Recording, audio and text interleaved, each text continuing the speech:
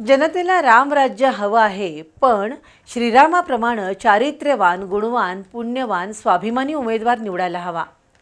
चांगल्या माणसांनी चांगल्या विचारांच्या उमेदवारांना चांगलं काम करण्यासाठी संधी द्यावी असं आवाहन काँग्रेसचे प्रदेश उपाध्यक्ष आणि माजी आमदार रामहरी रुपन्नावर यांनी केलं।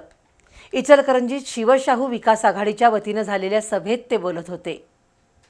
शिवशाहू विकास आघाडीच्या वतीनं इचलकरंजीत प्रचार सभा झाली। उमेदवार रुपाली कोकणे, स्वाती लोखंडे, सचिन राणे, नितीन कोकणे, संजय बोगार्डे, सन्मुख बोळुगीड, अंजना सोळकुडे यांनी राजकारणासाठी नव्हे तर समाजकारणासाठी प्रामाणिक काम केलंय।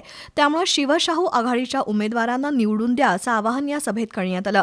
काँग्रेसचे प्रदेश सचिव शशांक बावस्कर यांनी देशातील हुकुमशाही व्यवस्था मोडून काढण्यासाठी प्रत्येकानं पुढे येण्याचं आवाहन केलं।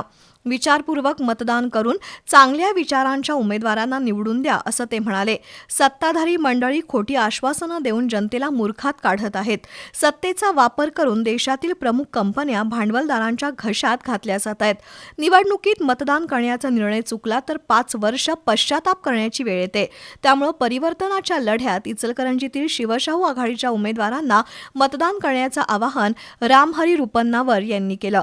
यावेळी संतोष काळगे, रतन वाझे, रितेश बोळुगीड, दीपक तोडकर, रोहित जानवेकर, अभिजित सिंहासने, अमर तोडकर यांच्यासह नागरिक मोठ्या संख्येने उपस्थित होते।